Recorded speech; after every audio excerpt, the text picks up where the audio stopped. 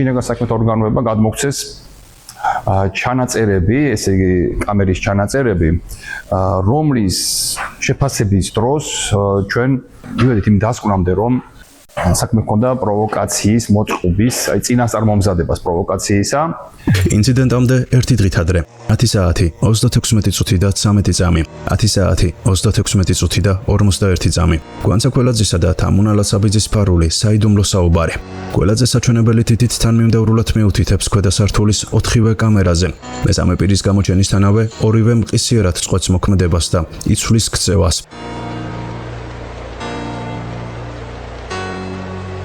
კამერასთან დგას, შემდგომ იქ რაღაც ნერვიულ ქმედებებს აქმნის მხრიდან ადგილი, ათვალიერებს შესაბამისად იქ რაღაც გარემოცვას, სივრცეს და თან შიშობს ვინმე ხომ არ ხედავს. ინციდენტამდე ზუსტად 20 წუთით ადრე გვანცა კველაძე მეთოდურად და ფარულად სწავლობს ერთადერთი სამეთვალყურეო კამერის რაკურსს.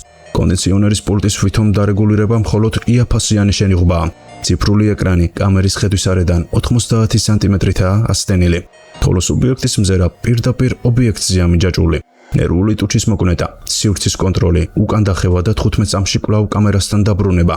ეს არის საბოტაჟის წინაშე მობილიზება. მან ზუსტად იცოდა, საიდან უნდა გადაეღოს ასურველი კადრი. ასევე მას შეეძლო, რომ გაენადგურებინა საქმის ერთ-ერთი მთავარი მტკიცებულება სამუშაო ადგილზე შიდა სათვალთვალო კამერის ვიდეო ჩანაწერები. სცენარის მეორე ეტაპი ანტისანიტარიის შექმნა. კველაძე მიცოდა, რომ სივრცის დაბინძურებას დირექტორის სამართლიანი შენიშვნა მოჰყვებოდა. შენიშვნის მიღებისთანავე იწყება თეატრალური წარმოდგენა. ტელეფონით ხელში მომართული კამერის წინ ის ყვირის ფრაზას, რომელიც ამჟღავნებს მთელ ზრახვას. მართლა გადაგიღებთ, აი თუ ეხლა რასაც მეუბნები, თუ მართლა ეს არ ვანახო, აი ნებისმიერ ადამიანს. ეს არ არის დაცვის ინსტინქტი, ეს არის პირდაპირი შანტაჟი. თქვენს წინაშეა წინასწარ დაგეგმილი ცივსისხლიანად გათვლილი და ორგანიზებული პროვოკაცია, რომლის მიზანიც 30 წლიანი ისტორიის მქონე საწარმოს განადგურება. მისი დამფუძნებლის სამოქალაქო სიკვდილი და მართლმსაჯულების თეატრალურ შოუთ ქცევა იყო. მთლიანობაში ჩვენ ეს გვაძლევს იმის სურათს, რომ ის უკვე წინასწარ ამზადებდა პროვოკაციას. გვანცა კველაძის მიერ სასამართლოში გაკეთებული განცხადებები რეალობას არ შესაბამება. განსაკუთრებით უცნაური ის ტყუილი, თითქოს მას არ ჰქონდა ინფორმაცია ფოტო-ვიდეო გადაღების აკრძალვის შესახებ. თქვენ ბრძანეთ, რომ ბატონმა რეზომო რომ დამინახა ტელეფონიო ხელშიო, აი გახიზნიანდაო. შეიძლებოდა თუ არა იმ სივრცეში, ეხლა თქვენ მოკლე სივრცეს კი არ გულისხმობ. აი დიდ სივრცეს გულისხმობ. იქ ტელეფონი ან გადაღება კი არა საერთოდ ქონა, თუ შეიძლებოდა და ყოფილხარ თუ არა გაფრთხილებული, რომ ტელეფონი არ შეიძლებოდა სამუშაო მაგიდაზე.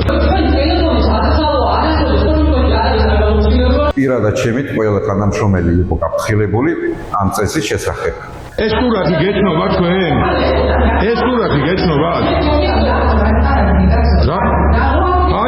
აი ბატონო მოსამართლე, ნახეთ სივრცეში. რომ ტელეფონი გადაღება. აღარ არის რა ხოდა? გეცნობა თქო რა ქვია, ვიდეო ადასტურებ. აგერ კამერები ხო აქვს, რომ გამოგიშება. არ გეცნობა? არ გეცნობა. ანუ თქვენთვის გაფრთხილება. გვანცა კველაძე მოატყუა სასამართლო მისცა არასწორი და ცრუ ჩვენება, მოატყუა მოსამართლე და დაგვაბრალა ჩვენ, ვითომ ჩვენ დავაკარეთ ეს სტიკერი, მაგრამ ვიდეო ჩანაწერს რა უშველოთ?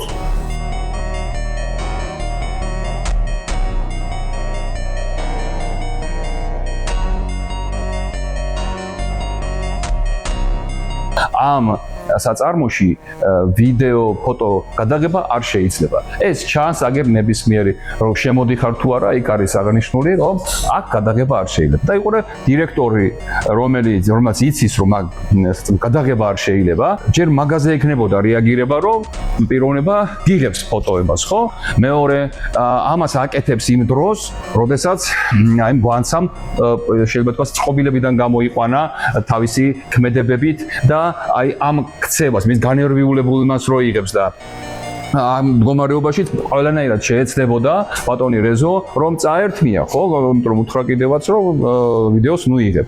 წაერთმია და აი ამ წართმების პროცესში ბუნებრივია ხა გვანცა თუ წაიქცეოდა და ასეც გააკეთა, შეიქმნებოდა ისეთი სცენარი, თითქოს ბატონმა რეზომ მას ფიზიკური შეურაცხყოფა მიაყენა და დაარტყა და რაღაც, თუმცა ექსპერტიზამ ეს დაადასტურა, რომ არანაირი დარტყმა არ ყოფილა, მაგრამ სცენარი, რომელიც იყო წინასწარ დაწერილი, გვანცასა და მისი ალბათ სხვა სცენარისტების მიერ, საბოლოო ჯამში დაიდგა, შეფასდა მათთვის სასარგებლოდ, იმიტომ როგორც ვიცით, სასამართლომ მანამდე გამოძიებამ და კიდევ იქ რაღაცა შრომის ინსპექციამაც ვანცა ყველადის სასარგებლოდ შეაფასეს და ასეთი ზარალი მიაყენეს ბატონ რეზოს და ამ საწარმოს, ხო, ჩვენ ვიცით რომ ამას მოყვა მე უკვე დაუშვათ კლიენტების დაკარგვა, მოყვა ნერვიული სისტემის დარღვევა, შეიძლება ითქვას ამ პატარა არასრულწლოვანის, რომელიც კადრებში გამოჩნდა და მთელი სხვა ეს ფაქტორები, რომელიც ბუნებრივია, შემდგომ ჩვენ ახლა სასამართლოში შევიტანეთ აი ამ ზარალის ანაზღაურებისთვის და კიდევ გრძელდება ეს პროცესი და დავადასტურებთ რომ ეს იყო წინასწარ განზრახული შეიძლება ითქვას ბოროტმოქმედება გვანცა ყველაძის მხრიდან. ერთხელ ესე ხუმრობით მითხრეს რომ იქნებ ჩაგუტარებინა არჩევნები და შენ გირჩევდით უფროსად, არ გვაწყობს ეს უფროსის შეხედულებები და აი არჩევნები ჩავატაროთ და თქვენ მოგცემთ ხმას.